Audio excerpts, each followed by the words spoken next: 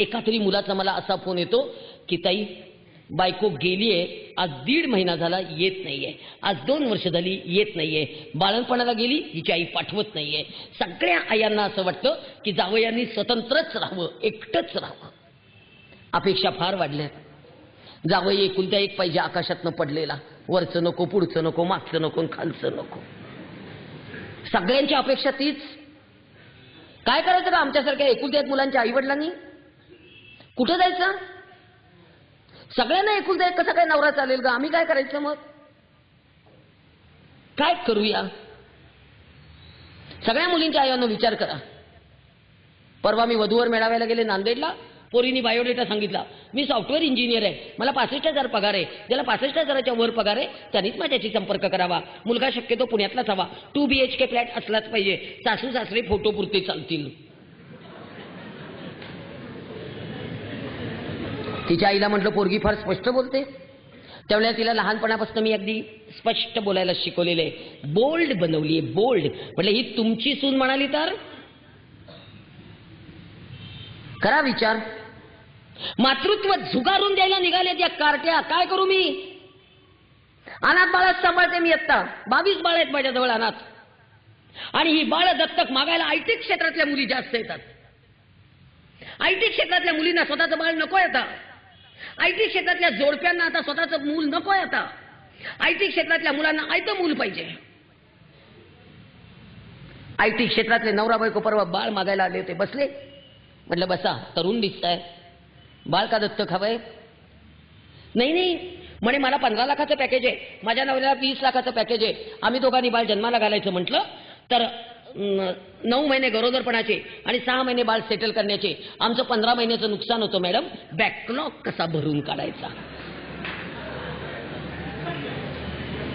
Backlog कसा भरून काढायचा? म्हटलं अगं काय सुंदर असतं मातृत्व. अगं बाळ नसतं तेव्हा ते कधी येतं याची आतुरता. बाळ आलेलं आहे पोटात हे कळलं तेव्हा ते कधी बाहेर येतं याची उत्सुकता.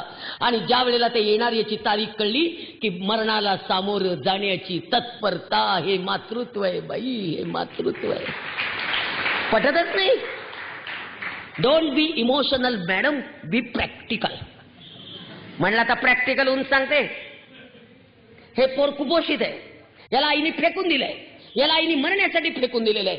ते पोर मरण्यासाठी फेकून दिलेलं दारात असताना त्याला मी पोटाशी घेऊन सांभाळलंय. मला आई होता येत नाही, मला आजी होता येतं. मी अंगावर सोनं घातलं नाही बायकांनो, पण मी बाळाच्या गुटीमध्ये रोज सोनं उगाळून घालते, कारण माझं बाळ कुपोषित आहे. आणि ते बाळ मला दत्तक द्यायचंय. मी त्या मुलीला स्पष्ट सांगितलं, हे बाळ मला आईच्या ताब्यात द्यायचंय, यंत्राच्या ताब्यात नाही. देणार नाही म्हटलं बाळ. यांना इतकं सोपं झालंय बाळ जन्माला घालायचं आणि 6 महिन्याचं झालं, 2 महिन्याचं झालं की लगेच पाळणा घरात ठेवायचं. बेबी केअर सेंटर, डोंबलियांचं बेबी केअर. आणि 6 वर्षाचं झालं की 5 गणीला ठेवतायत. पर्सनॅलिटी डेव्हलपमेंट यांच्या बापाने ठेवली 6 वर्षाच्या बाळाची personality. CBC pattern, CBC pattern आम्ही नाही शिकलो. ठेवतात ते पोरं लांबच्या लांब कुठेतरी 5 गणीला. ती मेट्रन आणि तो तिथला रेक्टर इतके ओरडत असतात. ते बाळ धाय मोकलून रडतंय रात्री, ममा ममा ममा करून. जवळ गेला कुणी नाहीये. सायकिक झालीत पोरं, माहितीये तुम्हाला. एकीकडे घटस्फोटाचं प्रमाण वाढते, एकीकडे आई नाही, एकीकडे वडील नाही. सगळ्या आया सांगतात मी शिकलेली आहे, मी आर्थिक क्षमता आहे, मी माझं पोर कसंही सांभाळीन, त्याला देणार नाही. त्याला वडील नको. आणि सगळ्या वडिलांनो, लग्न झालेली पोरगी ठेवून घेताना 4 वेळा विचार करा की त्याला वडील नकोत का त्या बाळाला. बालवाडीवर पाट्या लिहिलेल्या आहेत, वडिलांकडे राहणाऱ्या मुलांना आईनी भेटू नये, आईकडे राहणाऱ्या मुलांना वडिलांनी भेटू नये. काय करायचं त्या लेकरांनी? सगळी निरागस बाळं एकटी येत असतात, सगळी निरागस बाळं सायकिक झाली. आता परवा राजेशजी जैन यांची एक छान फिल्म बघितली, पप्पा तुम कहा हो. सगळ्या बायकांना मी बजावून सांगते तुम्हाला, मांडीवर घेऊन थोपटायला आई असावी लागते, पण खांद्यावर घेऊन थोपटायला वडील असावेच लागतात. हे वडील पाहिजेत. तुम्हाला माहेरी गेल्यानंतर बैठकीच्या खोलीत वडील नकोत. तुम्हाला तुमचे वडील पाहिजे, तर लेकराला नकोत. काय ते इगो, काय ते डोकं, काय जिथे अन्याय होता तिथे जा ना ग निघून. हल्ली एक नवीनच फॅट निघाले हो. राखी पौर्णिमेला पोरगी आणायची आणि शिमग्याला सोडायची, शिमग्याला आणायची दिवाळीला सोडायची, आणि बाळणपणाला आणायची ती ठेवूनच घ्यायची, एकावर एक फ्री. फार आगाऊ नाही. एक बँकेतला अधिकारी मुलगा आहे, 90,000 पगार आहे. अगं त्याच्या आईने तो 4 वर्षाचा असताना त्याचे वडील वारले. त्याला इतकं चांगलं सांभाळलं, इतकं चांगलं सांभाळलं, इतकं चांगलं सांभाळलं, आणि त्याचं MSc BEd पोरीशी लग्न केलं. सून घरात आली, पहिल्यांदा लगेच दिवस राहिले आणि डॉक्टरांनी सांगितलं की बहुतेक जुळं असेल. नंतर त्या सोनोग्राफीत कळलं ते तिळ आहे. पोरीला बेडरेस्ट सुरू झाली, सासूने बेडरेस्ट काढली, प्रवास करायचा नव्हता, आणि हिची आई बाळंतीण ती पोरगी झाली, तिळ झालं, आणि डोकं बडवत आली. माझ्या लहान पोरीला कसं 3 पोरांचं करायचं व्हायचं, मी घेऊनच जाणार आहे, नशीब फुटलं तिचं. आणि गेल्या घेऊन आज 4 वर्ष कधी पाठवत नाही. तो जावई जाऊन पाया पडून येतो आणि त्याला मारतात धरून सगळे मिळून. इतका मार खातो, इतका मार खातो, इतका मार खातो, काही करत नाही, पण काही बोलूच शकत नाही. कायदा जेवढे वकील इथे बसले तरी खरं मला सांगा, या कायद्याचं मी काय करू ते खरंच तुम्ही सांगा. इतकं एक कुटुंब व्यवस्थेला इतके धक्केच नसता, पोरं निरागस वेगळी, काय करावं मला काही कळे ना बाबा. एकीकडे वृद्धाश्रमांची संख्या वाढतीये आणि एकीकडे निरागस पोरं अनाथाश्रमात. काय करायचं ना. मुलींच्या आयांनो जरा विचार करा ग. आता परवा मुलीचे वडील आले, मला म्हणतायत विदाऊट किचन घर असेल असाच जावई आम्हाला हवाय.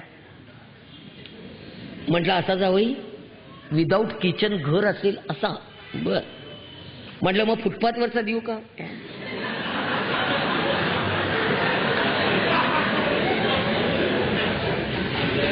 आमची मुलगी स्वयंपाकघरात जाणार नाही, आमची मुलगी स्वयंपाक करणार नाही, आमची मुलगी धुणं धुणार नाही, आमची मुलगी भांडी घासणार नाही, आमची मुलगी चतुर्थ श्रेणी कामं करणार नाही, संडास बाथरूम बेसिन आमची मुलगी घासणार नाही. म्हटलं तुमची मुलगी काय करणार नाही ते कळलं, काय करणार ते सांगा. शेवटी मी रागारागाने विचारलं त्या वडिलांना, बाळंतीण ती होणार ना हो का, आमच्या जावयाची जबाबदारी आहे. काहीतरी वेड्यासारखं. आणि सगळ्या मुलींच्या आयांना थोडंसं भान ठेवा. याच्यामध्ये यांची चूक नाहीये असं मी म्हणत नाहीये. 100 ठिकाणी हे चुकत असतील, पण 1000 ठिकाणी आपण चुकतोय म्हणून बोलायचं. परवा एक बाई आल्या भांडत, तुम्ही पुरुषांना काहीच सांगत नाही. म्हटलं त्यांना सांगणाऱ्या 100 बायका आहेत, पण बायकांना सांगणारं कोणी नाही ना, म्हणून मला सांगावं लागतंय. काय करणार बायकांना. मी हे पण पुढे जाऊन सांगते. एका मुलीच्या अंगावर कोल्हापूरच्या सासूची तक्रार आहे. सून घरात येऊन 8 महिने झाले, सुनेच्या अंगावर मेहंदी काढलेली आहे. किती मेहंदी आहे, बोटापासून खांद्यापर्यंत, पायापासून इथपर्यंत, आणि पाठीला सगळे टॅटू. सुनेला विचारला हळद काढताना तुला इतकं कुणी रंगवलं, तेव्हा त्या मुलीने उत्तर दिलं, माझ्या मम्मीनी मुंबईहून एक कलाकार बोलवला होता, त्याला 50,000 रुपये देऊन माझ्या आईने माझं अंग रंगवून घेतलेलं आहे. काय करायचं या आईचं. परपुरुषासमोर पोरगी 8 तास मेहंदी काढायला नागडी बसवली, आईला काही वाटलं कसं नाही, म्हणून चिडते, म्हणून ओरडते, म्हणून बोलते. नगरला गेले, भर रस्त्यावर मेहंदी काढायला बायका बसतात, सगळे पुरुष आहेत मेहंदी काढणारे. काय करायचं, ओरडून ओरडून आली आहे. आणि आता एक नवीन फॅशन आली आहे, बायकांना साड्या नेसवायला सगळीकडे लग्नामध्ये आता पुरुष आहे. ओरडून आली आहे कोकलून. काय करायचं, लग्नातल्या नवरीच्या साड्या सकाळपासून बदलायच्या 45 प्रकारच्या साड्या हा पुरुष शिकून नेसवतो. 100 वेळा त्याच्यासमोर उघडी होती पोरगी, ओरडू नको तर काय करू. उद्या शिक्षा देणाऱ्या न्यायाधीशांना हे सगळं सांगा कुणीतरी, हे बोला कुणीतरी.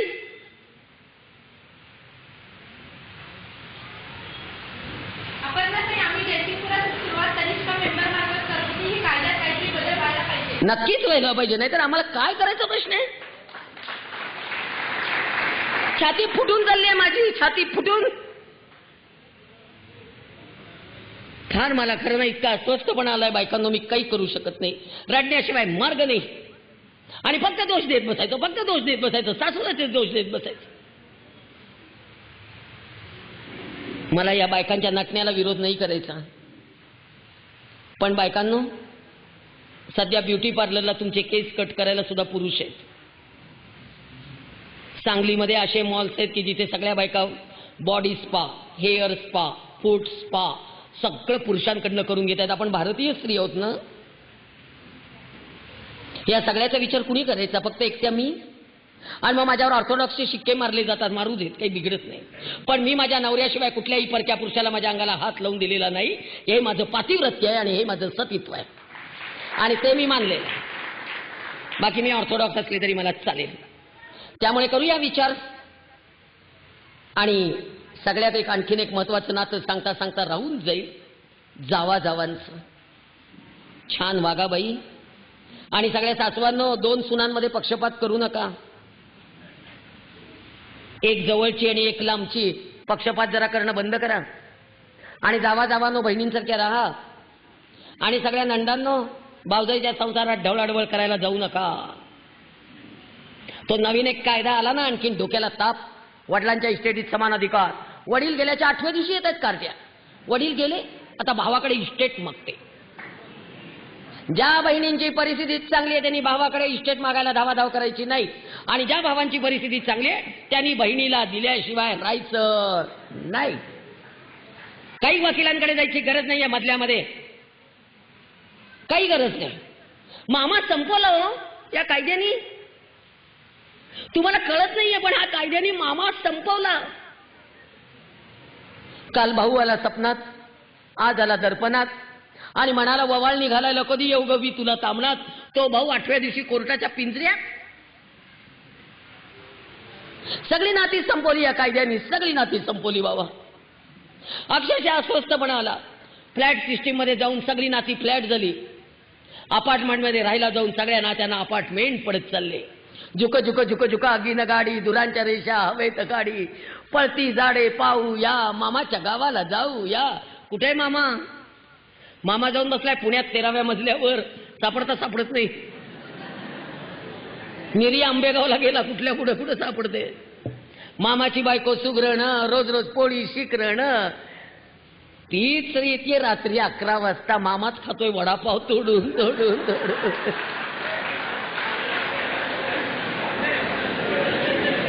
कुठला मामा? काय कुठल्या नात्यांबद्दल बोलूया. पण एक जर नक्की, सगळ्या माहेरवाशिनींनो, भावाच्या राज्यामध्ये जाऊ नका ढवळाढवळ करायला. नियम सांगते, जोपर्यंत आई वडील जिवंत आहेत तोपर्यंत बोलावल्याशिवाय जा. भावाच्या राज्यात बोलावल्यावर जा. आणि भाच्यांच्या राज्यात दरवाजावर न जायचं, पण आत्यानी आत जायचं नसतं. तरच मान राहतो, नाहीतर राहत नाही. जायचं भाऊजाईकडे, दिला चहा प्यायचा, नाही दिला निघायचं. बडबड करायची नाही. साधा चहा पाच. घरी येऊन एवढा मोठा करा आणि नरसाळ लावून पीत बसा. साधं मला कुंकू लावलं नाही. अगं तू साधं कुंकू लावलं नाही, घरी येऊन मळवट भर बाई, पण बस बाई शांत बस. मला कसला तरी पीस दिला. तू कसले ब्लाऊज घालते भारी भारी, किती दोरे, किती मणी, किती पडदे, किती खिडक्या. आम्हाला काही परवडत नाही तुझा ब्लाऊज. दिला साधा, हो म्हणा आणि बसा की शांत. माझ्या नणंदबाई माझ्या संसारात फार ढवळाढवळ करतात हो. आज 70 वर्षाचे आहेत. फार ढवळाढवळ बाई. खरं नंदांनो, नका करू भावजाईच्या संसारात ढवळाढवळ. भावजाई चांगली असते अनेक ठिकाणी, काही नंदाही चांगले असतात. पण या करायच्या बाई. लग्न झालं तेव्हा 8वा दिवस अजून आठवतो. 8व्या दिवशी त्यांनी मला फ्लॉवर चिरायला दिला हो.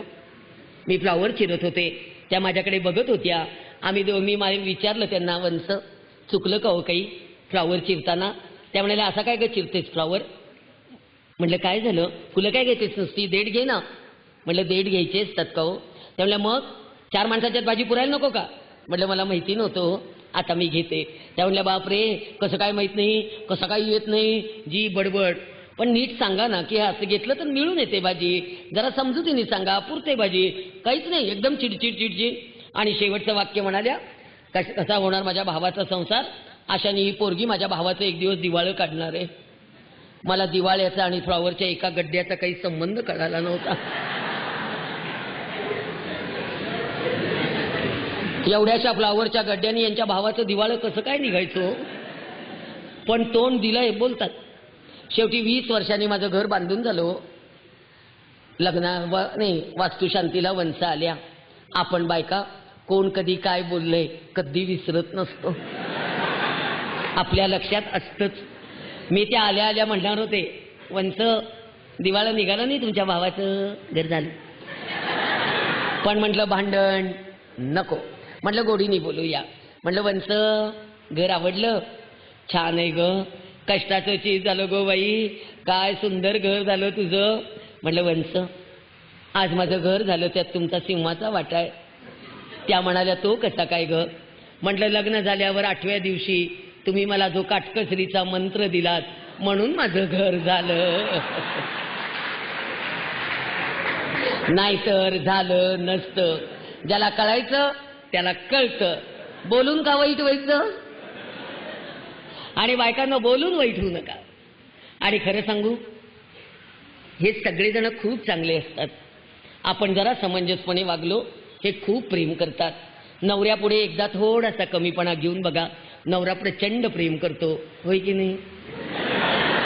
हो म्हणत जा आता, हो म्हणत जा.